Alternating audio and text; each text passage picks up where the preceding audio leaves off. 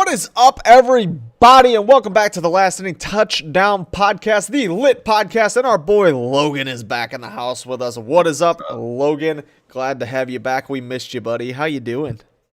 Happy to be back, man. Happy to be back talking sports with my buddy Jason. That's what I like to hear. It was nice having Sammy, did a good job filling in, but it is nice to have Logan back here on the Last Inning Touchdown Podcast on Spotify, YouTube, and other podcasting sites. Last Inning TD on Twitter. So, getting off started, baseball not as exciting as it was last week, but there is some news. I'll start with some lesser news. Corey Kluber threw off a mound today in front of people. Yes. No, reports are saying that he threw pretty well, and they don't expect him to have to throw again. That he should be signed just off that one throwing. So, good news for Corey Kluber, I guess. Yeah, he was expected to have to throw like 2 or 3 times, and they said he threw one time, and everyone said, "All right, we're done here. We're good. We're good." Yeah, I mean, I imagine that means he looked pretty healthy then, which is good. For a guy like him. The free agent signings that have happened since last week are Kyle Schwarber to the Nationals and Liam Hendriks to the White Sox. Huge. Both of those are pretty big deals. I'm never a big fan of bullpen signings just because I personally you never know what you're going to get. I mean, bullpen is year to year. So a guy like Liam Hendriks, but Liam Hendriks is a cool story. I want to say that he wasn't designated for assignment like 3 times in his career. And now he's getting a fatty contract, which is pretty cool to be a guy that went from not even being wanted to being a guy that was James McCann did that. Did that. He got designated by the worst team in baseball, Detroit, and then all of a sudden he signs a 2-year, $40 million deal with the Mets. Yeah, so good for Liam Hendriks. That's pretty cool. But I guess the bigger deal here is the Kyle Schwarber to the Nationals. So we had kind of talked about a few times about them Nationals, like how much of a splash were they going to try and make this offseason and needing to get a bat by Soto. And I think Schwarber does exactly that. That's pretty cool. That's a pretty cool signing. It builds right into that conversation we've been having every single week, is that the NL East is they're ready to play some ball this year. The NL East is really trucking along. Yeah, NL East is definitely spending money, and my NL Central is just dumping players. So it's. I personally think that the Schwarber one is more boring, but I've also watched Schwarber play pretty regularly, and I also watched him hit like the farthest baseball I've ever seen hit in my entire life off Kevin Seagrass in the playoffs. And I also said that he was going to be a guy who challenged the home run record, and clearly I've been spot on with that. And as in the single season, not career. Because when he came up, the Cubs obviously had like a billion prospects everyone was talking about. And then I was like, yeah, Schwarber, if he just moves and decides to just hit, I think he'll be pretty good. I think he'll challenge it. And especially in Wrigley, and he just never even came close. But I think it's a big signing. I think Liam Hendriks is bigger because I've been following the White Sox a lot more because I got a good friend of mine who's now a big White Sox, not now, but a good friend of mine who's always been a big White Sox fan, even when they've been terrible. So I've been following them like a lot more just because he talks about them and stuff. And really, when you look at what they had, they've got studs all over the field. They're going to score a boatload of runs, just like they did last year. They've got 3 dynamite starters. They've got a very good bullpen guy already, one, and now they've added a second one. So it seems like they've really done what they needed to do this offseason by adding that 3rd big starter and a big bullpen piece. And then I think they also sent Adam Eaton, which is didn't really make whatever. It's kind of a lot of money that just didn't really make sense. But Schwarber, I think smart for the Nationals. They got a boatload of lefties now. Thank goodness Josh Bell's a switch hitter. And I mean Trey Turner, Josh Bell, Kyle Schwarber, and arguably a guy who could be the best hitter in baseball, in Juan Soto. That's pretty dynamite top 4 to go along with that 3-man rotation, the 3-headed dragon. Yeah, I mean that seems pretty serious now. With comparatively speaking minimal additions, they've made their team into a pretty serious team. Obviously we don't expect the Mets to be done, and there's rumors that the Phillies are still looking to bring back JT Realmuto, bring back Didi Gregorius, and still make some moves.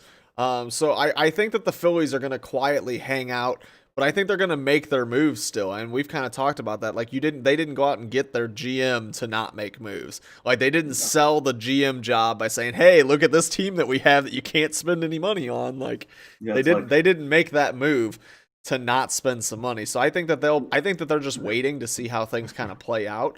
There's still talks that obviously Springer could end up a Met. You kind of mentioned the NL Central dishing out and the NL East gaining. There's now, I'm seeing Twitter reports that the Marlins are asking about Contreras from the Cubs. Which is smart. Could be a very interesting deal that I'm pretty sure I said earlier on that I would absolutely love that to happen. You said that a long time ago. You said you would. I think it was as soon as the Cubs started selling off pieces, I was like, hey, the Marlins should ask about Contreras. You were just talking about catchers in general that the Marlins should sign because it's by far the weakest position, and they should go after somebody, just anybody that's an upgrade. And a guy like McCann would have worked. Contreras would be probably the cheapest option because of how much is left on his contract. You could probably trade for him decently easily because of how much was left. And I remember you guys were talking last week about the Mets and after Lindor, because I watched the podcast and you guys were all excited about the New York Mets, NL East doing some moves, and you guys were talking about McCann got a good deal. It's like McCann was a pretty big deal for the Mets, and that's why they made the first move by signing him for the sole reason of the Mets had the worst catching situation in baseball, I believe by a landslide. They had like the lowest slugging percentage, like the least amount of RBIs, the lowest batting average, and had the worst like caught rate. So I mean, they were literally just bad at everything. The Mets making that move to sign McCann and then trade for those two. NL East is kind of going pretty big. The Braves have stayed pretty stoic since the beginning, but they didn't really need much. They had a lot. We knew going into it that they were going to be the favorite, and obviously Cohen talks a lot on Twitter. For anyone who doesn't follow him on Twitter, follow him on Twitter. Talks a lot.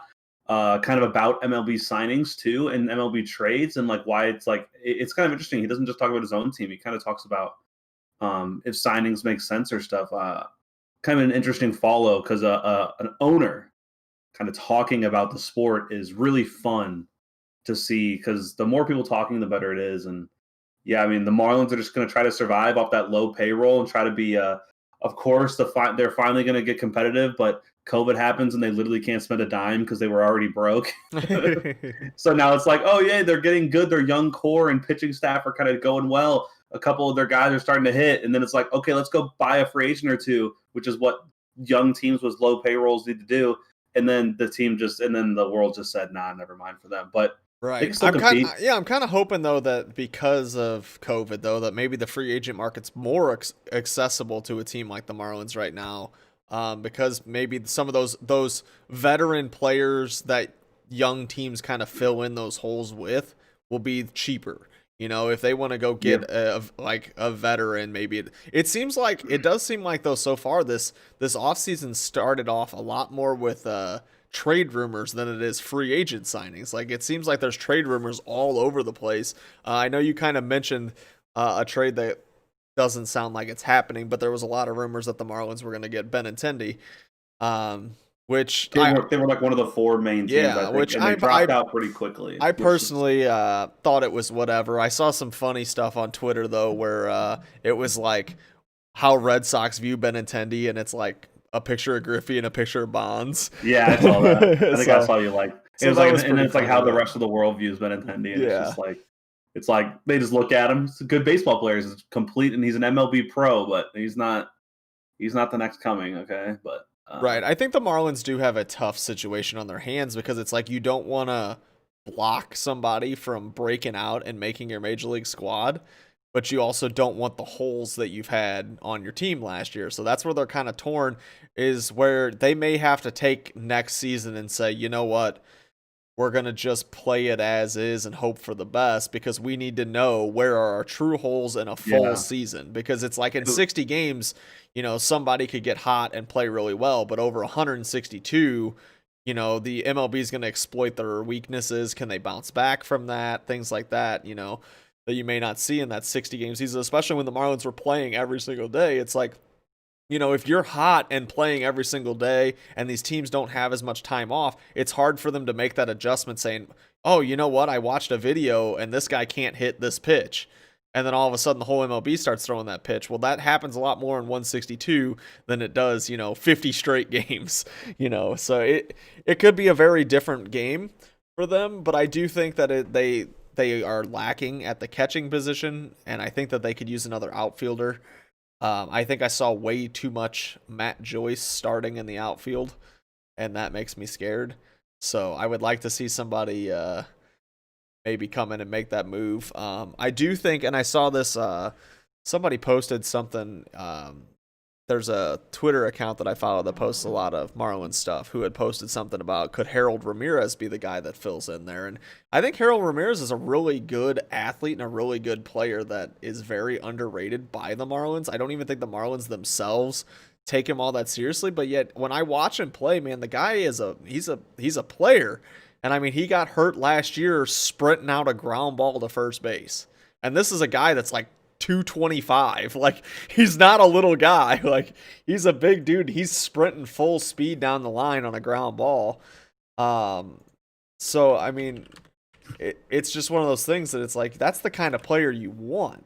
Harold Ramirez is 5'10", 220. That's a that's a little tank of a guy there sprinting down the line. Is that like Ozuna? Kinda. Except probably you'd never see Ozuna sprint down the line.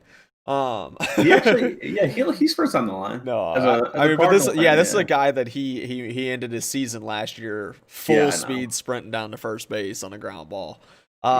So I think he's a guy that I would be interested if they just rolled with him. He's played pretty well when he gets opportunities, yet they keep replacing him because he is a little bit older. I think he's like 26, 27, something like that.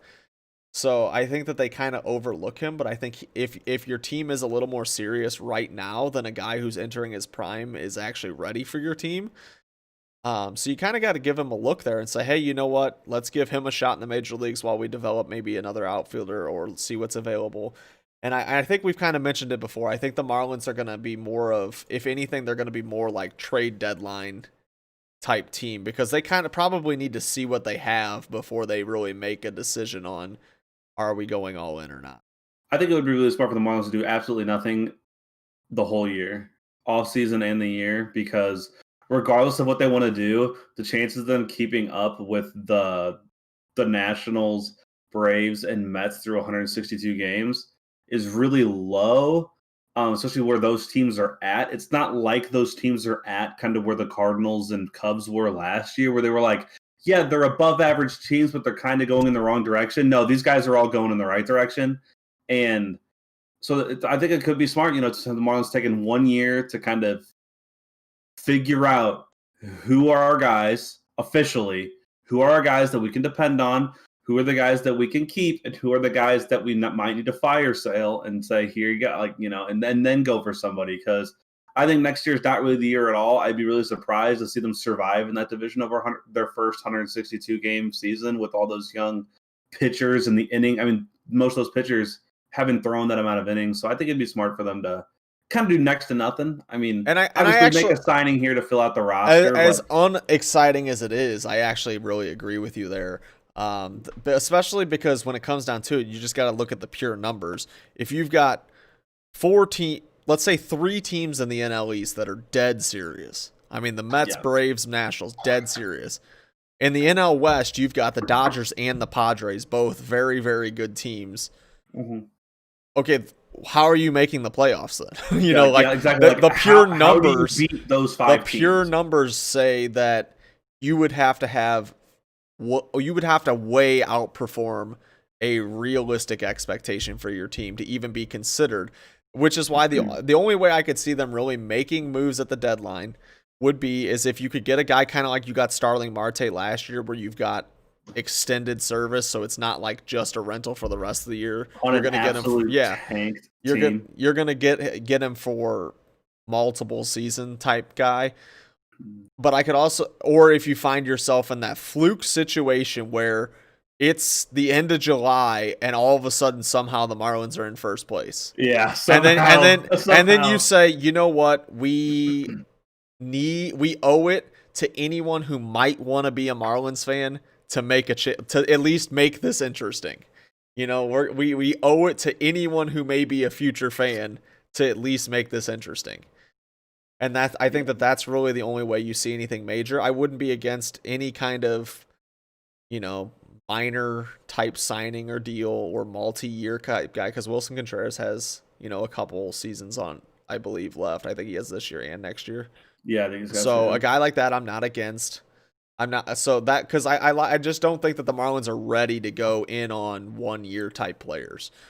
And you got to think about those 5 teams you just mentioned. One of them is missing the playoffs because the NL Central gets a spot. Right. So so that means you don't have to just outperform one of those 5 teams. You have to outperform 2 of them. Right. Right. Because the NL Central's gonna roll in with an 84 win team. And then the Dodgers and Padres are gonna push 100 because of how terrible the rest of that division is, and the fact that they get to play the AL West, I believe, and that's just half of those teams are just absolutely garbage, so they're just free wins. And then the NL East won't have as many wins; they'll probably have like a mid 90s team. But it's because when you have divisions that are really competitive from top to bottom, it's hard to go do what the Indians did to the Tigers 2 years ago, and they went 18-1. It's like, I think it was 2 years ago. Yeah, the Indians won 18-1 against the Tigers. It's like, so when you have tough divisions with the NL East, you don't really, there's no free wins in that division right now. So there's some kind of free wins with Philly, but I'm not going to say free. But so it's hard. You're going to have to outperform 2 teams in the NL West, and that's just impossible because the rest of the division is just total trash. Right. I mean, the NL East is going to be just beating itself up. Exactly. And that's what's going to be really hard for the young guys, the Marlins, to go through a stressful beat-up season, because it's not like the NL West. Like, it would probably be even more stressful for the Marlins playing the NL Central, because every team's going to be garbage and everyone's team is going to be average, like an 82-win team. And you're like, okay, I got to survive this. Like the NL West, it's like, all right, we got 3 teams that are going to be like 70-win teams, and we have 2 teams that are going to win like 95 games.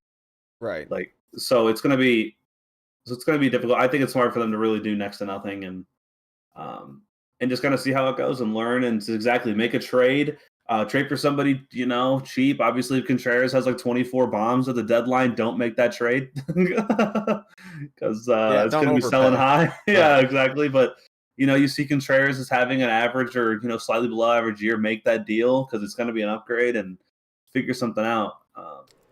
Trades seem to be the way to go. Trades 100% seem to be the way to go in really most sports.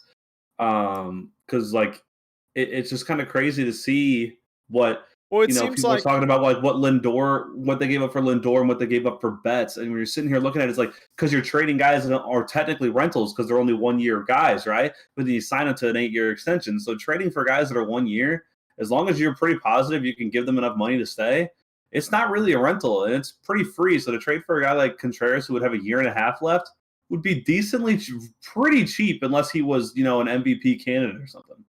Well, and I think that I also like when you look at it, what you're giving up to acquire a player in a trade compared to that big free agent signing. More often than not, that huge free agent signing really doesn't pan out for you. Because somewhere down that guy's career, a team has been smart and locked him up through most of his good years, and then you're getting what's left. Where in a trade, a lot of times you're getting those last couple good years too, and so you're more likely to you're more likely to actually win something out of it than just a bad contract. Like, at least you got a few years out of it before it maybe goes sour. It's clearly true, like what you said about those teams. I mean, they sign these big free agents, and they just tend to be free agents for a reason. And Albert Pujols legitimately had the greatest 11-year run to start a career in baseball history, hands down. And he's been, a waste of like 190 of that $250 million the Angels gave him. Well, and that's what's tough is like, because not only have you blown it on this contract, but you're locking up what your team can do now too. Like, your team is now handcuffed with this, and that's where it's even worse. Going to trade for him, and even if you trade him, you're probably going to still owe like 3/4. You're going to eat a lot of it, yeah. Exactly. So it's like, it's just really rough, and getting those big free agent signings have really just struggled to work out when you look at how much money guys like Carl Crawford, Pablo Sandoval, David Price, Jason Hayward, Albert Pujols, just guys that actually got to the free agent market. There's a reason they got there. I mean, maybe a guy like Bryce Harper got to the free agent market. I mean, he's got a long way to go to prove that contract was worth it. But, you just see things. And the reason they hit the free agent market is because there's a problem. Like Anthony Rendon, he hit it. I mean, he's a stud. But that's, you obviously have your hits and misses. But when I listed a pretty good chunk of names there. Like Jason Hayward making $190 million. And he was a bench player during their World Series run. The nice thing is, though, about the Manny Machado, Bryce Harper deals is you paid a lot of money, but you're getting their prime years. So the chances are those teams are actually going to get something out of them. That's true. Whereas Albert was 31, which means you're literally done. Like your prime is over, and you're doing nothing but trending downward. Pablo Sandoval was done. Carl Crawford was all clearly done. These guys, Josh Beckett, I think did the same thing. Was done. So this is my little tidbit. I just wanted to throw this in here because we always, I think the position of what the Cardinals are going to do in this offseason has been pretty stated on this podcast. We believe they're going to do nothing. Basically, that's what they always do. We're not going to try and convince ourselves anything else. But I was watching MLB Network the other day, and I wish I could tell you who came on and said this, because I'd like at this guy on Twitter and straight up just tell him he's the dumbest person I've ever heard. This man comes on MLB Network and they're talking about the Cardinals. So they talked about the fact that basically there's no one in that division to rival them.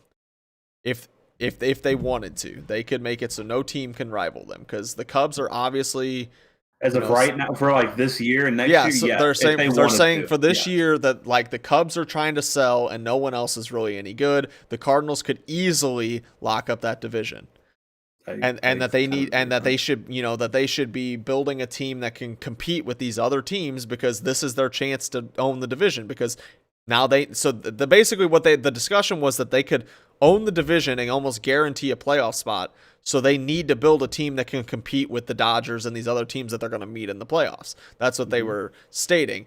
And this guy comes on and literally says, this is after this discussion. And I believe they ended with but the Cardinals probably won't do anything. That's the Cardinals style. So they understood. They were stating that they should do this, but that's not their style. And this guy comes on and says that he believes the Cardinals should go out and get, are you ready? Jock Peterson. Is Jock Peterson not the exact same player that the Cardinals have been complaining about with like a Tyler O'Neill? Tyler O'Neill offers you almost the exact same player. Can bat 200 and hit 25 home runs. Why would you go out and sign a guy that is identical to the player that your franchise has not been happy with for the last 3 years? Your outfield that you have been cycling out and not giving chances to for the last like 5 years is that player, the 200 to 250 hitter who hits 25 bombs. The Cardinals have been getting rid of that player over and over for the last like 10 years. I mean, Ryan Ludwig was like a 250 hitter with 25 bombs. Like, well, they got rid of him late though. But that's what I'm saying. The big guy they got rid of that you're kind of skipping when you say Ludwig, that was like friggin' 12 years ago. But the big guy, his name is Randall Grichuk. Even Stephen Piscotty kind of fit into that category. Like, and now Tyler O'Neill is the more extreme, like crazy power bats 200. Like. But I mean, Jock Peterson. I wish he had 200. Jock Peterson is that same player, like the same model player who left-handed, strikes out a lot, doesn't bat for a high average, but offers you some pop. Why would you sign the same guy that you have not been happy with? I mean, it just doesn't make any sense. You know what's funny? At least Tyler O'Neill had a 3.5 WAR or something like that because he was the best, or defensive WAR, not overall WAR because he was in such a negative offensively, but. He won a Gold Glove, he had a .8 WAR, but I think his defense was like a 3.4 WAR, it's like second highest in baseball. But I got a guy hitting a buck. Let me find it. Last year, $173. That's 7 homers in 60 games. So Okay. He'll have 20 homers with a .buck 70 and win a Gold Glove. Jock Peterson ain't winning a Gold Well, Glove. and Jock Peterson batted 190 with 7 home runs. Exactly. So it's literally the same player, except you have a better fielder. What? How many at-bats did you have it open? I don't know. I just closed it, but yeah, I mean, literally, I was like, "Are you serious? You actually showed up on TV and said, "I got one for you, Jock Peterson." Get out of here, dude. That was the worst take I'd ever heard. I thought you were gonna when you said I would at this guy. I was like, oh, this guy made like the best point of his friggin' career. Dude, this guy came on TV with the audacity to say Jock Peterson. Absolutely insane. Unbelievable. I mean, the Cardinals are full of guys that could bat 190 in the outfield. Like, get out of here. This is ridiculous. What an absolute terrible take. Not really anymore, right? Because we got rid of most of them, and we only kept like 2 or 3 of them. I don't know. You're starting. I think your outfield batting average is like 290. I wish it was 290. No. I wish it was 290. Oh, 190. 290 is a pretty good batting average. But yeah, I thought that was a fun little take there. So let's spend more money on a guy who's way worse defensively, who's going to be very similar at the plate. That makes sense. Yeah, let's do that. He's gonna Tyler O'Neill's like, oh, how much you making, Tyler? I don't know, like $700K. It's like, oh, Jock, how much? $7 million. So basically, they're saying, I want you to sign Tyler O'Neill's platoon. Yeah, I want you to sign a left-handed, worse-looking. He would just platoon with Tyler O'Neill. Yeah, that's what they would do, and I don't know why you'd do that. Okay, one little thing that I saw posted on Twitter, and then I have nothing else for baseball, and this has just popped in my head, and so I was interested in your thoughts. There was a tweet that said, "Do you think baseball should ban like doing the overshift?" Like where they stack one side of the field and things like that. Do you think that they should ban that? Aren't we already scoring more runs than ever? I don't really think so. Yeah, I don't know. I think that some people maybe are you frustrated. Could limit it. I think you could limit the distance of which players could stand. But then that would also be up to interpretation by the umpires, and then that could cause fuss. Runs are already being scored at a record high. If guys want to, if Matt Carpenter wants to hit 200 because he only decides to hit the ball right at the third baseman playing in right field, I mean, it's not my fault that guy can't hit a ball to left field. I mean, it's not my fault, or it's not the defense's fault for being smarter than you. Yeah, and runs are already being scored at a record. I think the comment that I saw underneath was, if you got a problem with it, play better. That's kind of I mean, if you've got a problem with it and you're batting 190 because you keep pulling the ball right into the ground into the guy in right field, well then learn to hit it the other way and they'll stop standing there. You're getting paid enough. You're getting paid enough money to learn to hit the ball the other way.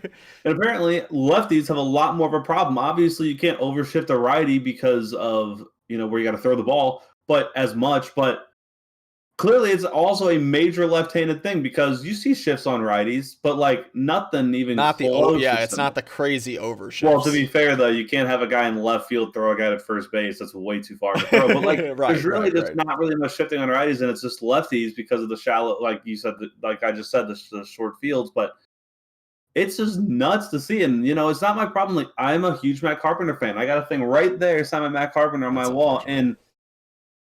Not really. He had a lot of really good years. Now he's not. Unfortunate. Hey, I'm not the type of guy to be mad at somebody for 2 down years in a row. It's about to be 3. 3 down years in a row. But had 7 good years. I'll take that shit. But I'm just. It's not. I feel like I shouldn't say it's baseball's fault. Matt Carpenter can't hit a ball to left field. That's stupid. Because we really think that hitting quarterbacks in the back is too hard, so you're no longer allowed to blitz off the left tackle side. Right. Only allowed to send the end and nobody else because, we think it'll just help the quarterbacks more. That's pretty much what you just said, because runs are being scored at a drastic rate because of home runs, because guys are deciding to sacrifice average with the chance of hitting yaks. And, I believe you agree too. Play better. Or, choose what you want to do. Do you want to swing the bat like that? Or do you want to learn to, pull a Jim Edmonds and get one hit in the World Series? That was a bunt double, who knows? Right. Yeah, That I don't know. actually I just happened, by the I way. saw that was on there. I was curious what you thought about it. Wanted to give my little opinions. There's our opinion on that. Is that everything for you with baseball? Uh, yeah. I mean, baseball is It's slow right now. A little little slower. things are happening. Well, it's always been slow, but little Yeah. things are happening. Seeing the bigger names came off. Hendricks was the biggest bullpen guy. He's gone. Uh, So Lindor was that's the actually big up for trade debate guy. though. That He's Hendricks was gone. the biggest bullpen guy. Who else was Brad there? Hand has better numbers. Yeah, I'm bigger. I'm bigger on Hendricks. Brad Hand is a year younger I'm still than bigger him. on All right, I'm just Hendricks, curious. but Just doesn't throwing Brad it out Hand there. also have like a massive like case of him being like okay and then good? Maybe. I don't know. I Because honestly don't know that much about relievers, so isn't Brad Hand like a similar to a Brett Cecil, but not just not as bad? Where like he's got like pretty rough numbers, but also really great numbers. I know he wasn't as Actually, not really that rough. But yeah, this guy's a freaking 9-year pro, which is good. And was it ex Marlin. You're seeing consistent, like around 3, just above 3. Another 2019. classic example of a guy that the Marlins just kept throwing out there as a starter, and then someone else said, "Hey, what if he pitches in the bullpen?" And then he turned What out do to you be mean great. somebody else? It's Cleveland. Well, San Those guys. Diego, Those guys.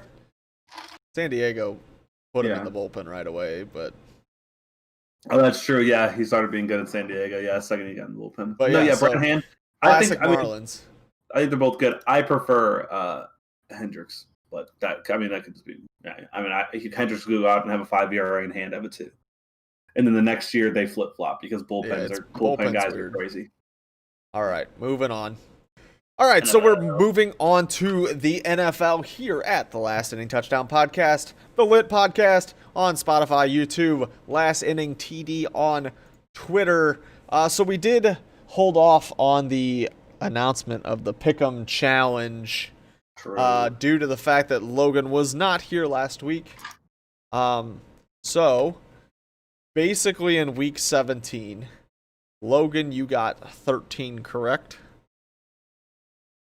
I was down 4 going in, I believe, right? You were down 3. Okay. And I got 13 correct. So you lost by 3.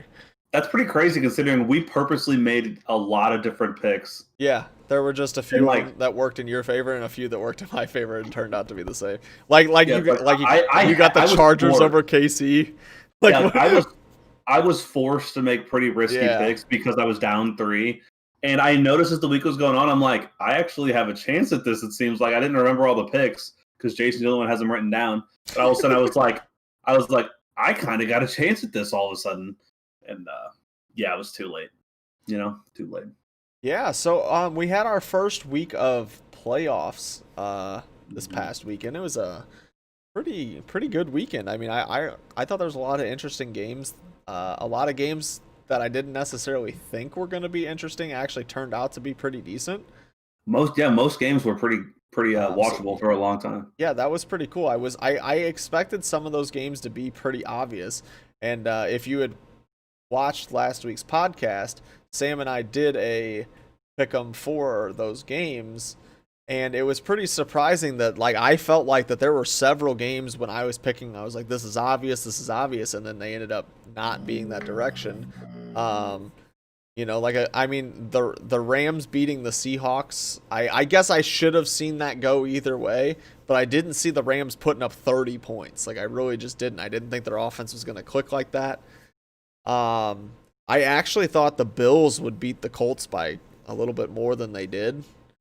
But I thought the Bills looked pretty good, though, Indy was good, too, though. I think that's just the key to that is Indy is good, too.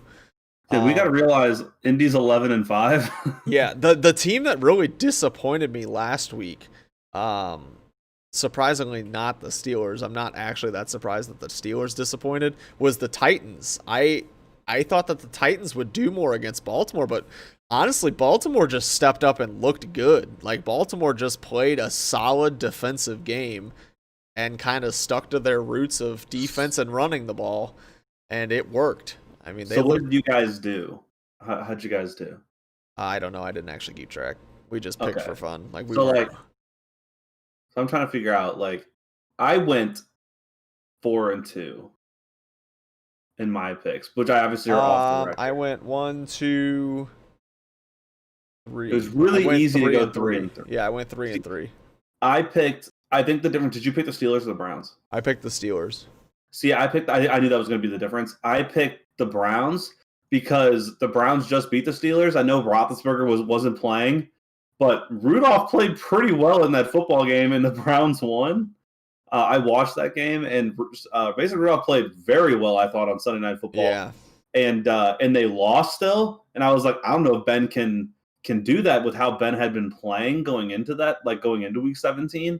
He had been playing pretty poorly, and his stat line is one for the Hall of Fame. Did you see his stat line? I did not. Ben Roethlisberger's stat line is Hall of Fame, put on every plaque ever worthy because of how funny it is. I was going to say, I'm sensing some sarcasm here. The man he went 47 for 68. 68 balls. 500 yards, 501. Dang. 4 touchdowns, 4 picks. That is hilarious. He sounds like Jameis Winston. Dude, I know. But this guy instead went 12-4 in the regular season. But 47 for 68, that's because he didn't do that every single week. I know, but that is unbelievable. 68 balls, 47 completions, I believe was the NFL record. 500 yards because they were down so much so early.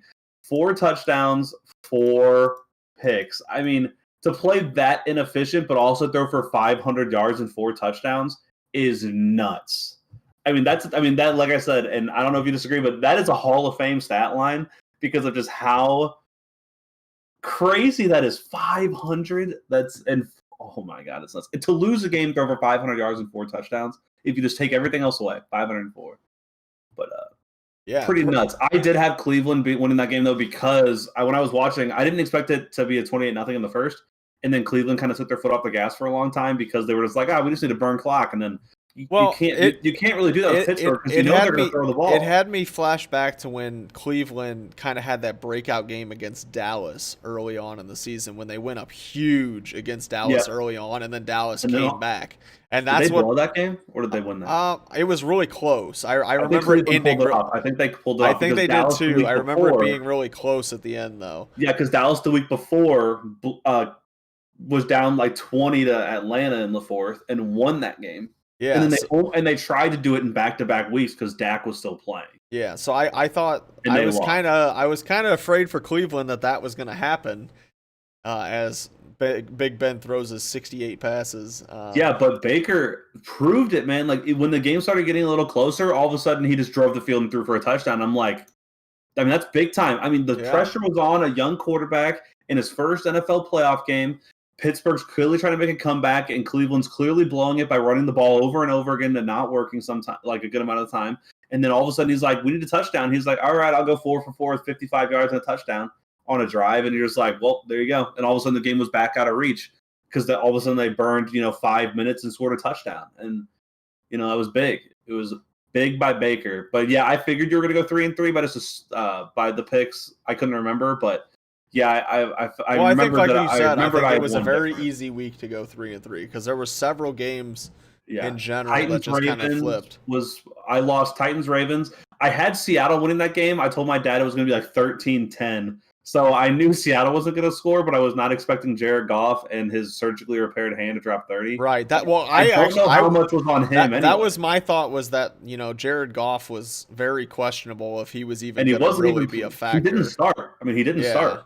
The only reason he got to play was because the other guy had to go to the hospital due to a neck injury. He's fine. So that's where it was interesting. So I'm wondering have they announced who's starting? I have not seen anything. Yeah, that'd be pretty nuts to see Wofford start, his third career start. And, so I guess looking at next week's game, there's only 4 now, which makes this a lot faster and easier. Talking about next week, so I guess we can talk a little bit more than we normally do. The first game is the Rams at Green Bay, which is an interesting one because the Rams defense is obviously, top tier. And we also know that Green Bay has not played well against better teams.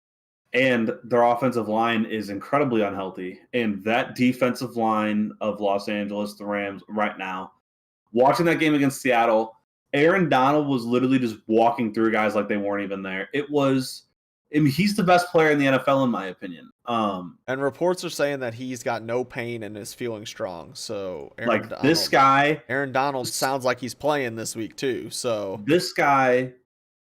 Oh yeah, because of the rib thing. I forgot about that. Yeah, he got hurt. The rib after he hit a quarterback. That guy, I swear, was walking through the line. I know Seattle doesn't have the best line, but to just run through people at full speed without relieving, it was blowing my mind. To run through guys that are making millions of dollars to block you. it was so unbelievable, and I will never forget when the Rams drafted him. He was in St. Louis. He was picked 13th. The Rams said, "We'll trade you our pick for Dez Bryant, straight up 1-for-1," and Dallas said no. And then Dallas hates themselves for the rest of their life, and because Dallas picked 14th, and instead the Rams were like, "Hey, instead of swapping picks and doing something, we'll just take Dez and we'll give you back-to-back picks." And Dallas said no, we want Dez, and that really didn't work out. Anyways, I remember the scouting report on him was he's the best player in the draft, but he's a little small. So we don't know if he's a for sure thing. Right. They said they're like, this guy's a Hall of Fame caliber player. Football more than anything. If you're not the right body, they doubt you. Even if it doesn't matter, clearly it didn't matter because they're like he's a little small, but he's the best player in the draft, hand down. Apparently, being a little small dropped him from 1 to 13. Yeah, and I can tell you, redrafting that draft, I don't even remember that draft. But I can tell you that he'd be going 1. Yeah, absolutely. Especially because defense is I know Patrick Mahomes wasn't in the draft, and that'd be the only guy you could argue with me that would go 1. And it's just nuts that I don't know, but the Packers are severely on the offensive line. They just had an offensive lineman test positive for COVID. They had no other guys test positive, and no one else has to quarantine. Hi, Winston. And because they just signed him, actually, because they're so hurt, they signed him. He actually just played a game for the Colts on a 1-game contract. So then that contract ended when they lost. So then they were able to sign him, and he was going to be the first guy ever to play in 2 separate playoff games after losing the first one. But I'm sure he's going to be cut now because he's got put on the COVID list. And yeah, Packers are mutilated on the offensive line. I mean, they went from having the best tackle in football to all of a sudden, I tore an ACL in practice and a walkthrough. Yeah, so I think this is going to be a very interesting game because I think that the Packers' offense is obviously, to me, much better than the Rams. But can that offense get going against the Rams' defense is the question. I think it really just depends on which Rams team shows up. I think that's kind of the question every week with the Rams is which team is going to show up. Is it the team that can put up 30 or is it the team that scores, 13 and loses to Miami because they lost the game themselves? You know what I'm saying? Yeah. It's just one of those things that you never know which team you're going to get. I think, though, the Packers are very understanding of what they need to do. And what they need to do is get the ball out of Aaron Rodgers' hands incredibly quick and frustrate Aaron Donald and Michael Brockers and, that whole defensive line. Because Matt LaFleur is an incredibly talented coach. He took a team that had very good pieces, but apparently Greg McCarthy was just failing everywhere because that team with very good pieces was never winning games. And he immediately said, yeah, we've got really good pieces. I got a dynamite quarterback. We're going to win a friggin' boatload of games. Uh-huh. And I like Matt LaFleur a lot, personally. So it's I think they'll play this smart and not go, let's take 5-step drops. Let's take 5 to 7-step drops off Aaron Donald every play. Yeah, there's something that has me feeling like the Packers pull this game out. There's just something. My gut is saying that the Packers will pull this game off, but I think it's going to be a really good game. I think it'll be worse than I think a lot of people are expecting. Really? Because, I think Matt LaFleur and Aaron Rodgers are going to come up with a game plan to really frustrate the Rams with this quick passing offense. You think the Packers are going to poop all over the Rams? Yes. I think it's going to probably be at least 2 touchdowns. I'd say like 17, 20 points difference. I think the other Saturday game, because of last week, just got a lot more interesting. This might be the best game of the weekend. I personally, if last week didn't happen, I would say Bills are winning this game easy. But then last week, the Ravens showed up and said, we're dead serious about playing some good football. We're going to play some good defense. They're back to playing what really worked for them. This running and play good defense offense. They're letting Lamar Jackson run and stop being the quarterback. It's like, obviously that's the Titans went up 10-0 cheek, but you know what I'm saying? It's like the Ravens are not trying to play this change our identity. They're going back to this is what works for us. Let's do that. And that makes them a scary team. Titans went up 10-0 when they were like, oh, let's throw deep balls. And then Lamar Jackson made the worst throw a playoff quarterback I've seen, I swear, in my lifetime. That was awful. He threw that football like 15, 20 yards short of what the target needed to be. Oh, awful. I'm not saying distance, just wherever it was. Like it was going towards the sideline, and he just threw it towards the middle of the field, and the corner stopped, and it was so bad the receiver had time to the corner stopped, tied his shoe, and then ran over and caught the ball. And then Lamar Jackson had the best play of Wild Card Weekend when he just went on a run, and all of a sudden I was like, oh, this guy's going to tackle him. And he's like, I'm just too fast. And this guy's like, I'm going to tackle him. Oh, bad angle because he's just too fast. And he did it to 4 guys. He rolled down for like 50 yards. Yeah. The dude is a freak of nature. If he gets hot at all, he throws lasers. He just doesn't have everyone's known this is the second he walked in the NFL. So if he just has a good game at all passing, and with how well the Ravens defense just said, we're just going to not let Derrick Henry do anything. And you know that through 16 weeks, all 16 teams said, we're not going to let Derrick Henry beat us. And they all failed. And then the Ravens said, we're not going to let Derrick Henry beat us. And they said, we're just going to dominate him. Like it's not even. Well, that's not even to mention the fact that there's been plenty of weeks that Derrick Henry may not played his best, but the rest of that team stepped up and said, "We're going to win it for us." Then, but last week it wasn't there. Any of it. I think the fandom in me is still going Bills. I really want to see Josh Allen kind of go deep into this playoffs. So I think that's where that pick comes from to me. I think I still go Bills just because I want to see Josh Allen kind of make a little run here. I'm going Bills as well. I think Josh Allen's kind of growing up. We've seen I think the whole world's noticing that he's growing up a little bit as we're watching him because we've seen him fail last year when he had a full pretty much meltdown in the first round of the playoffs.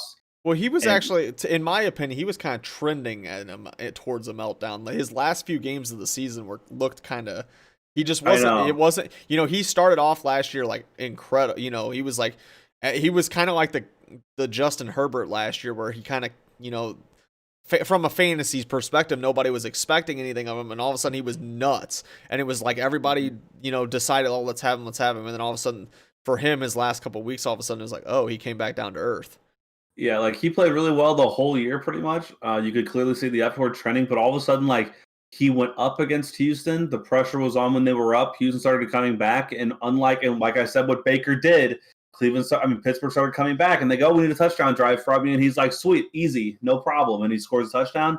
Josh Allen all of a sudden started throwing picks like it was his job, and he blew a game against Houston. And last week, it started to unravel in front of him again. And all of a sudden you're going, if you're a Bills fan, oh no, not again. Indy's pulling this comeback just like Houston did last year. And then he coasted. He survived it. He got a fourth quarter touchdown. And he's kind of growing up for last year. Like we both know, you said he was trending the wrong way, but he had a full meltdown in that playoff game. And he even said that. He was really emotional as it was happening, and you can't allow it to happen. And he was really freaking out. And then this year, the pressure's on because it's happening again. And he survived it. And I think that's him surviving it. Yeah, he can now look at the next game and say, look, I can do it. Let's go. Yeah, all of a sudden it's a breather of, okay, exactly, just like you said, I did it. So now he knows that even if it happens this week and they go up big against the Ravens and Lamar rolls in an 80-yard touchdown run and all of a sudden we got a 3-point game, he's like, I can do this. I did it last week. I can really do this because clearly he's growing up. He's going to finish third or fourth in the MVP, and it's good for him. But, yeah, I'm going Bills really based off nothing and the fact that I want them to win. Yeah. The Ravens were so impressive. They probably had the most impressive – I guess Cleveland probably had the most impressive game by dropping almost 50, but Cleveland played incredibly well. Baltimore played incredibly well.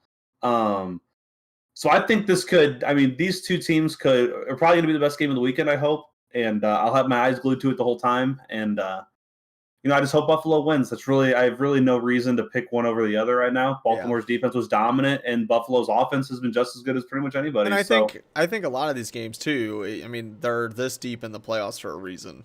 So it's like any of these games could go either way.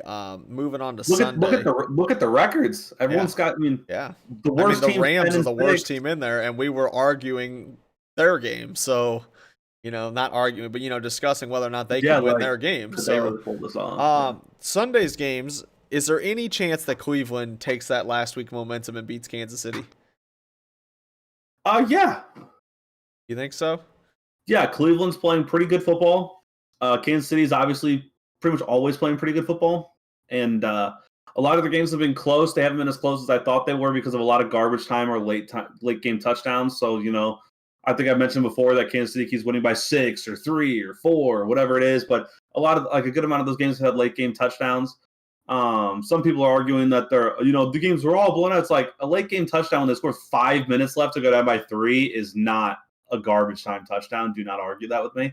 There's 5 minutes left to tie that game, but I think the Chiefs play their competition.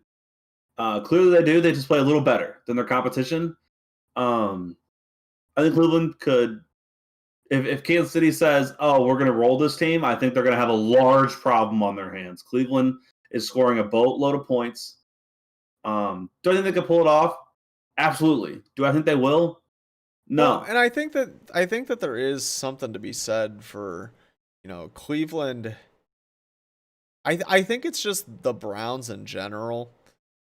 People keep doubting them this year, but it's like they beat Pittsburgh once this year. They lost to Baltimore 42-47. So a very good game against a playoff team in Baltimore. They beat Tennessee. They beat the Colts. They beat the Washington football team. I mean, those are all playoff teams, and then they beat the Steelers in the playoffs. So, I mean, they've beat some good competition this year, and yet we keep but then they lose to the Jets. They lose, they barely beat Texas 10-7. They lose to Vegas 16-6. Yeah. So it's like you never know what team you're going to get. You know what I'm saying? Besides the Jets game. Yeah, you just don't. They're kind of like you don't really know which team's going to show up, and that actually almost concerns me against Kansas City. I almost am a little concerned that they kind of give me the vibe like the team that maybe partied a little too hard because they upset the Steelers, and now they're going to come into this next week not looking their sharpest. You know what I'm saying? I kind of think that they might be riding that. Look at what we just did, and then all of a sudden the Chiefs come in, and I don't know. That's the vibe I'm getting from this game for some reason. Is that the Browns were so focused on beating the Steelers, shutting up their rivals, that they did that, and it was almost like when it's like it was that exhale, but really it's like the playoffs is just getting going. You need to keep pumping. You want to know that kind of reminds me of, and I know you don't watch college football literally at all. But what just happened in the college football Final Four is last year, Clemson beat Ohio State kind of wrongfully because of a couple blown calls that went Clemson's way. And Ohio State, for the entire 368 days, on all their TVs in their weight room, didn't have anything on besides the final score of that football game. So then Ohio State came out, and they played the best game I've ever seen Ohio State ever play, and they beat Clemson, and that was their national championship. Right. And then they went to play Alabama in the national championship, and all of a sudden the game was over halfway through the second. Yeah. Because they did kind of like you're saying what you think Cleveland did. It was kind of that internal celebration. We won the big game, and it's like you exhale, and it's like, man, you can't yet. And Ohio State did that, where they went, we did it. We beat Clemson. That was our goal. And then all of a sudden it's like, well, I got a game to win still. I got to beat another game. And then all of a sudden it was over. They got blown out. And I do agree with you that they partied pretty hard. they kind of did the exact same thing that Dabo Swinney did, where they kind of overreacted to Juju Smith-Schuster's comments because everyone just takes the small 3-second clip, Right, and then because just like how Dabo Swinney said, well, I think Ohio State's the 11th best team in the country, and everyone just ate that up by a mile. He goes, but the only reason I put them there is because they didn't play 10 games. 9 games. Any team who played 9 games, I put in my top 10. Ohio State only played 6, and that was just the mental rule I had for myself. So he didn't actually say, right, I think and that's how the Juju interview was too. Was he basically said that the Cleveland was a good team, and but they took the clip that made it sound like he was bashing them. Yeah, and now he's this poster child of talking trash. And then Chase Claypool, I think, came out and said something after the game too that got clipped, where he was just like, they're gonna get killed next round. They're gonna get killed next round. Now that's just a salty guy. That's a stupid comment there, but you're just salty that you just went down 20-0 in the first, and that's exactly what happened with Dabo, because he goes, even later in the interview, he goes, if we play bad football, Ohio State's gonna kick our butts, and it's not even gonna be close.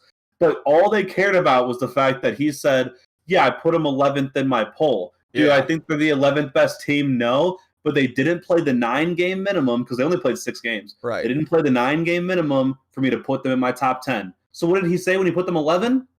They're the best team in the country, because his rule was I can't put you in my top 10, so he put them 11th. Yeah. And that's kind of so. Yeah, exactly. It's very similar. I think Cleveland's going to do a better job than what Ohio State did. Cleveland did celebrate pretty hard. I do have Kansas City winning the game. I think Cleveland's going to go out and put a lot better of a fight. I think Baker Mayfield just loves the big moment. He's always been about the big moment. He's got college and YouTube videos all about it. He did a really good job of partying and being really bad at football, and then realizing I need to shut up, film my commercials, but do everything else perfect. And I'm going to play good football. And guess what? He did, because he was talking a lot and playing pretty poorly. And then now he's not talking as much, and he's balling out. So it's good to see him grow up a little bit.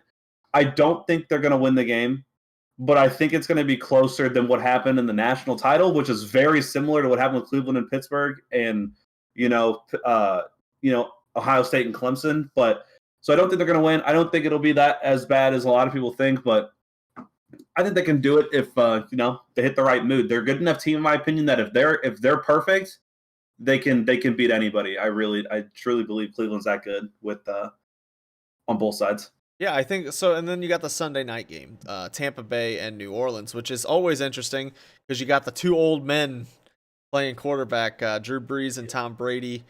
Which both teams have solid defenses. So you seen that picture of the quarterback ages in the conference? I have not, but Aaron Rodgers, Tom Brady, Drew Brees, and a Super Bowl starting quarterback in Jared Goff, who's I think 27, and then you have Lamar's 23, Josh Allen's 24, Mahomes is 25, and Baker's 23, I think. So you have literally like 3 old men and a Super Bowl starting quarterback in Jared Goff, and 4 incredibly young men on the other side. Right. I thought it was funny because Drew Brees made some comment about how between the two quarterbacks, there's like 84 years of quarterback out there. 43 and 41. Yeah, it's pretty funny. That's pretty cool that they're both still kicking it. One of them was playing really good football too. Yeah, I mean that's where it's tough because both teams have pretty solid defenses too. But I don't know if you know, New Orleans slaughtered Tampa both times. Right.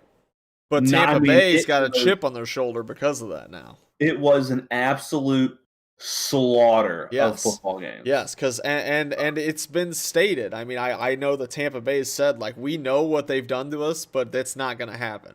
And so I kind of wonder if this is their little chip on their shoulder kind of game. Are they going to be the Cleveland of this week, where Tampa Bay comes out and says, we've been preparing for you, we're not going to get shown up again? Is the GOAT Tom Brady going to allow Drew Brees to show him up here in the playoffs when it matters? I have my pick, personally. I'm torn, so I want to hear your pick because it may sway how I decide to go here, since we're not really competing here. It's just kind of a... So, I'm picking Tampa hands down. Wow. Okay. It is, and this is just a thing that a lot of people state. This is not a Logan Hulsman hot, take here. A lot of people and including myself from a very young age, agree. It's so incredibly so hard and so rare to do to beat the same team 3 times in 1 year. And New Orleans beat the Bucks by 11, but I believe a garbage time touchdown made that a lot nicer for the Bucks than it really was. And then a 35-point shellacking the week after, Tampa absolutely just nuked Green Bay, I think is what happened there too. Maybe I'm having that wrong, but I believe that's what happened. I'm all aboard that it's hard to beat a team 3 times in 1 year because clearly they're a good enough team to where you play them 3 times. You had to both make the postseason. I think Drew Brees is not playing good enough. I don't think Taysom Hill has ever been the savior. And I really think that Tom Brady, even though I do think Tom Brady's the GOAT, I think that he's just playing better at quarterback. Like you said, they're both pretty good defenses. The Bucks kind of allowed a lot of yards, I think, but just not that many points. But I think it'll be close. But I'm going to go with Tampa Brady, the GOAT, pulling this off. So, like, one big reason, the absolute annihilation that happened, 8 weeks ago. And, it's so hard to beat a team that good 3 times in 1 year. It's just difficult. So I think that I kind of felt one way already, and then hearing you talk has kind of convinced me the rest of the way. I think I like Tampa Bay in this also. I've convinced myself that I really like this chip on the shoulder thing, though. I think a guy like Tom Brady, who is, the guy, he is the playoff guy. Like, if you asked anybody, what quarterback do you want to charge through the playoffs with, for the last 20 years, it'd be Tom Brady. You could say the last friggin' 7 years you're going Tom Brady. So that's where it's tough to bet against that. And I think that Tom Brady, with all that experience, is going to say, look at what these guys have done to us all year. Is that what you want to do on the big stage here? He's going to know how to get these guys going.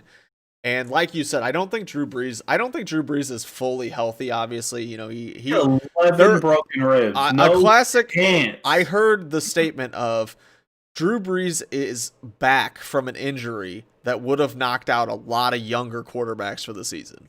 Yeah. So, and he's old as dirt, fighting his way through this playoffs with that injury, where a lot of guys would have been done for the year. But I think a lot of people are saying that this is probably his last, and that's why he's just trying to go out, the way he is. But I think Tampa Bay is going to win this game. I don't feel great about what New Orleans offense looks like right now, especially against a solid defense that Tampa Bay has. And I just don't think, I think Tom Brady is going to play all the cards right to get his guys going and ready to win this football game.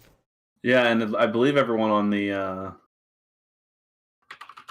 Bucks is back. Is Ronald Jones back, though? He did not practice today, so he might not play. But to be fair, what's his face played pretty well.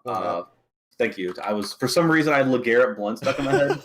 And, that is a very interesting one to have in your head. Yeah, well, he played with Tom Brady and also played on Tampa. Those are both. Yeah, well, true. But yeah, so I'm going. Should be a very. I'm going Packers, Bills, Chiefs, Bucks. So I got I got a 1 and a 5 and a 1 and a 2. It sounds like we picked all the same people. Packers, Bills, Chiefs, Bucks. Yeah. Yeah, but that's all right. I think, and we have. You probably think the Chiefs game is going to be a blowout, and I think the Packers. So if you're going one game's a blowout, which one are you going? I'm going one game's a blowout. One of the 4 is going to be a blowout. Yeah, I'm saying the Chiefs blow out the Browns in that. Yeah, I'm going Packers. All right. So, there we have it. So, moving on to the last shorter subject of Overwatch League. We did not do it last week because Sam doesn't know anything. I don't even think Sam knows what Overwatch is, so we didn't even bother. We got Logan here. What? Oh? I misclicked. I thought I left the video good. call when I went to click on something. Yeah, so we do got a little bit. So Spitfire added like 6 guys.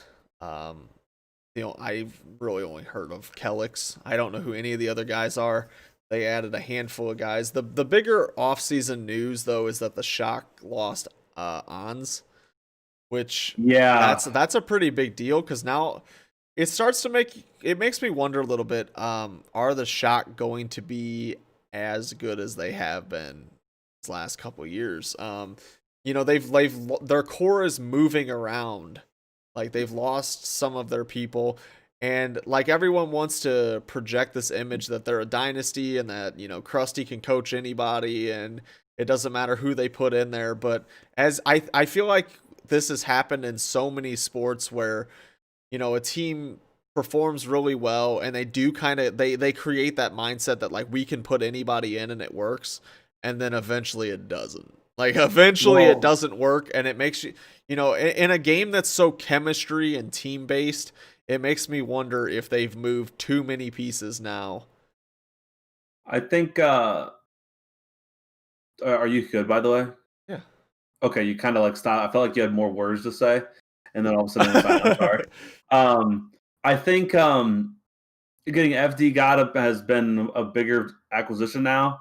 I think losing a like. So what this kind of changed is that obviously this changed money, and it put them in an awkward spot where most people are now signed. And it's not Ans's fault. I mean, he was having mental troubles, man. He was Right. really struggling. He was the way Super and then we're talking about on stream is he was incredibly hard on himself at any loss. A lot of people are hard on themselves and they think that they're the problem. But the way Super kind of was making it sound like in one of his streams when he was talking about it was he would be mutilated. Like he would 1000% blame himself for everything. Like he would be so just mentally dead. He's like, we lost solely because of me, and it's nothing but anyone else's fault besides mine, and they couldn't get out of his head. And that's really difficult, I'm sure, to live with as a guy playing at top level on the top team that has these high expectations. And and good for him for I guess kind of Recognizing that. Yeah, realizing what's recognizing that best for before his something life. happens. Yeah, or exactly like, or putting the team in a more awkward spot and leaving mid-year, and realizing at the right time was the perfect time. No, but you got to do what's best for you, and that's what Super said. He's like, I'm happy for him. I'm like, I hate that I'm not gonna be able to play with him every day and talk to him every day, but if this is what's gonna make him happy, because he's like, there were times where he was miserable because he was so hard on himself when no one else was as hard on himself as he was, that it just mentally killed him. And yeah, it puts him in an awkward spot. I think losing Moth is now bigger because he's kind of just Mr. Consistent. Um, I'm going off what Super says because he's by far the most outspoken guy on the Shock and one of the most outspoken guys in the league, right? With like guys like Space and him, and he's like putting Moth in the category of any other. I'm trying to flex. Flexible. Support. Yeah. He's like no one's close. He's like a lot of people were talking about the guy from Shanghai, and then he just kept feeding in the finals, and Super was putting him as one of the main reasons that not from Shanghai, from Guangzhou, Yeah. that he kept feeding in the finals and kind of blew it. And then he was also saying the same thing about the guy from Shanghai, and he's like, Moth does not make these mistakes. He goes, Moth barely makes mistakes. He's like, these guys are just blowing team fights by trying to go for Lucio boops, and they're just getting insta melted because you can't challenge top teams trying to go for a sneaky Lucio boop where you have an Ons or a Carpe, shooting at you. And so they lost Mr. Consistent. They lost Ons. And they've lost other guys. And now you're sitting here thinking, well, does Rascal come back? Because he's kind of That was something I unsigned. was just thinking too. And As I was looking at the things that have happened, do they sign? But they also, that was my first thought actually. But at the same time, Rascal's not a. What was Ons? What's the term for Ons? He's called a. Well, so Ans's main characters that he played, Are Ash. he was Widowmaker, Hanzo, McCree, Ash, and then sometimes some Sombra. What are they called? They're called. I'm trying to blank. I'm drawing a complete blank. Is that hit scan? Hit scan. They're hit scan characters, and he's not really a hit. And Rascal's not really a hit scan character. Yeah, Striker is a Tracer, Reaper, McCree, Widow, Hanzo. He's kind of but he's known for his Tracer. Like his Tracer is his big time. He's known as the best Tracer in the world. But what I do think is interesting, but the reason I don't see them more so going and getting Striker is the fact that their other offseason acquisitions of FD God, Nero, and Glister are all DPS players. Nero doesn't play, the snipers as much, does play some Hanzo a little bit, but isn't really known for those types of things. But Glister is a guy that early on in Overwatch League for Spitfire was supposed to be like really, really good. Like there was a lot of expectations that Glister was going to be nuts. And he plays, McCree, Widow, he plays a little bit of everything. So it'll be interesting to see if a guy like Glister, who was, in the original season of Overwatch, right off the bat, you had like certain teams that were supposed to be really good. And the London Spitfire were like one of those teams. Like everybody thought they were going to be nuts. And then they like kind of didn't play well until near the end.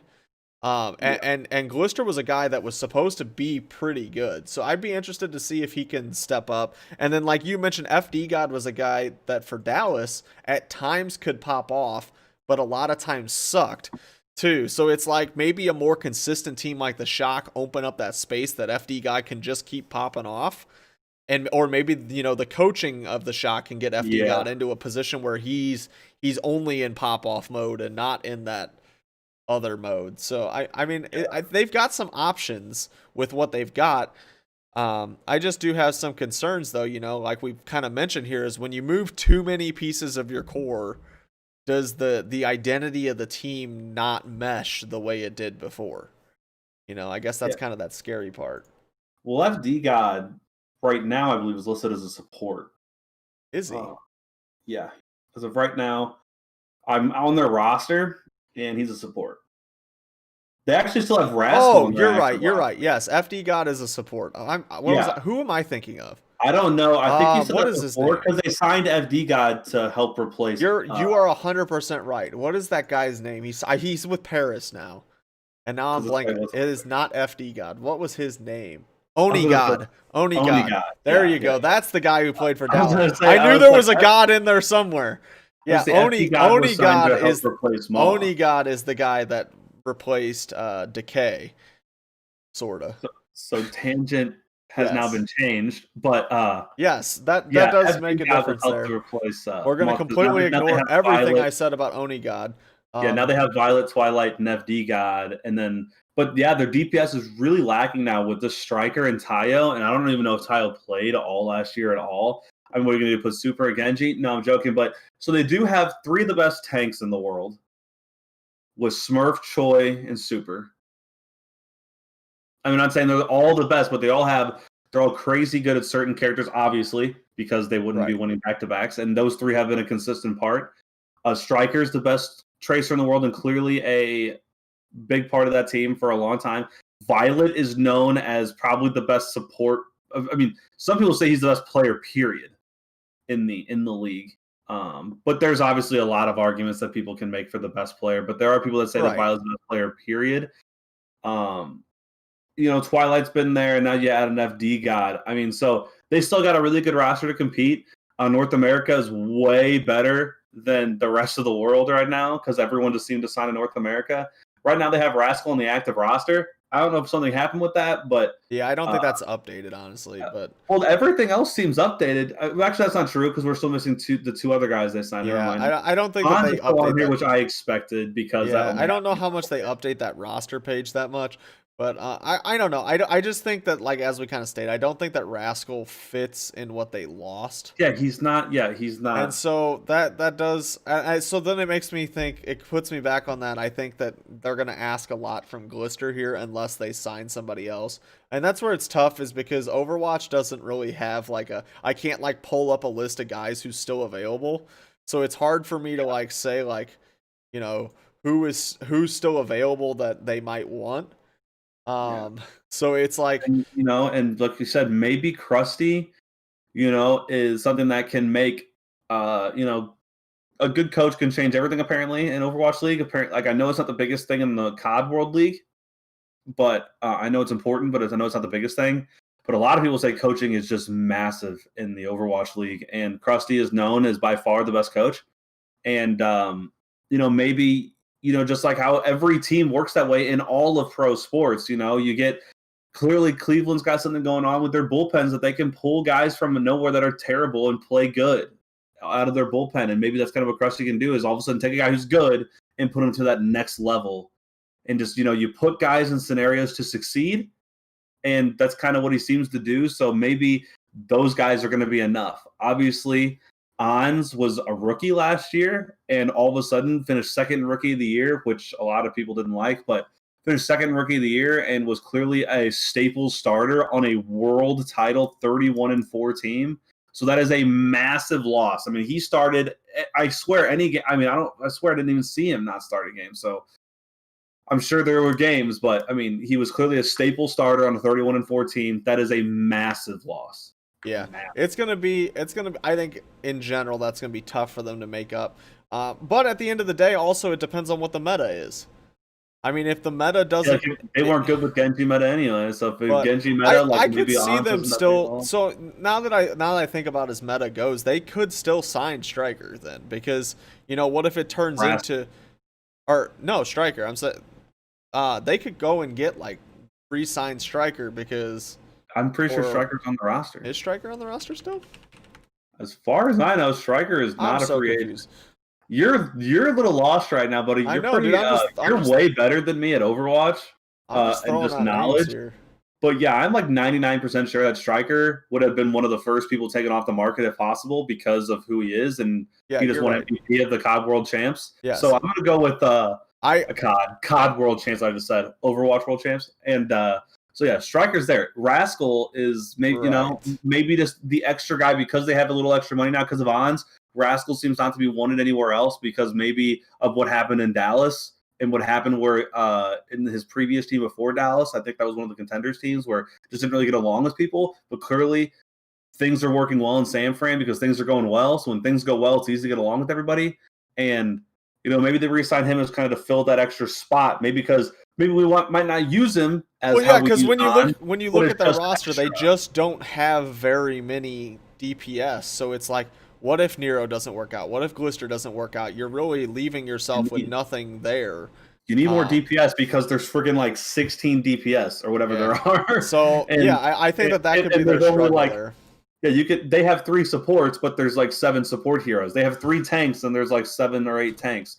They got 3 DPS now, and there's freaking 16 or 17 DPS.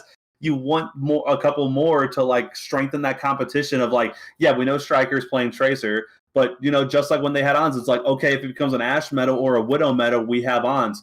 And that's kind of what happened when they had Genji meta, they had no one to play. And then all of a sudden, but you add a Rascal, who if all of a sudden it's Echo meta, you've got the best Echo in the world. All of a sudden, if it's Pharah meta, you have one of the best Pharahs. Something random comes about. I don't think Pharah meta is ever going to really happen, but not anymore. But you know what I mean? Just it gives you more variety because, maybe it's not a hit scan year for a long time. Who knows? Yeah. I feel like anyone can play McCree anyway. Ashe is more skilled. Widow's more skilled. I think anyone can play McCree. Maybe not at the top level. Ashe did get a little bit of a nerf. Yeah, it wasn't that big though. No, so it actually was. So on paper, it's not that big of a deal. But what it's done is it's made it that a damage boosted Ashe with Mercy can no longer one shot. So that was they actually they made her damage fall off just enough that Ashe can no longer one-shot anything. Ashe being able to eliminate 200 health enemy heroes with one-shot headshot while assisted by a 30% boost from Mercy became too dominant, especially when combined with other improvements. We are lowering the maximum damage, but also the shot recovery time to keep her overall doubt. So she can shoot faster, but she's not one-shotting 200 health characters. Yeah, and at the top level, that could be a big difference. Oh yeah, top level. Oh, absolutely. Yeah. It's massive. So, but what'll be Sigma got friggin' tanked. Did you see him? I did. It's an extra second and a half to deploy that barrier. Yeah, because they were having that problem at that top level that he's just throwing his shield every direction, blocking off people, and so that's what makes it really tough. I hope Wrecking Ball just becomes never used. I hate watching Wrecking Ball. I love that extra 25 health. So like that's 100 health when he drops on 4 and hits his E. He just lost 100 health, which so maybe it would have survived with before is no longer surviving. So what I'm kind of excited for, not this weekend but the following weekend, they have the NEXT, the next Cup 2021 coming up. Yeah, what is that? You sent me So that, and I was a little it's kind of like confused about it. it's kind of like one of those little side tournaments that they play. Yeah, I see So that, but are there only 3 teams in it? What's going on so here? Shanghai is playing, Seoul Dynasty is playing, the I'm pulling Charge it are up in my playing, phone. and the Fuel are playing. I don't know that much about it, and when I try to load up the website on the post, it's all in another language, so Yeah, I see it that. does not do me any good there. But basically, my understanding is that they're gonna play some kind of tournament, obviously. But what I'm hoping here is that this is not like some of the stuff I've seen in this offseason. I hope that these are their actual rosters, mostly because I just really want to see this Dallas Fuel team play. Like, I'm really excited to see if all of this Element Mystic combination actually plays good Overwatch. So I'm just excited to watch them compete, and hopefully it's their actual team with their actual players, who they're planning on playing in Overwatch League, because I'd like to see them match up against, Shanghai, the Charge, teams that were good last year. Even Seoul Dynasty is a solid team. Like, those are all 4 teams you could argue are going to be solid teams this year. So it would be nice to see. I know the Charge have dropped a lot of their people, so who knows what they have. But the Dynasty and Shanghai, both. I hope Dallas comes out and kind of runs that thing. I would like to see this team compete. So I think that's a where it's going to be lot of exciting that for side me. of the world lost a lot of talent. Right. So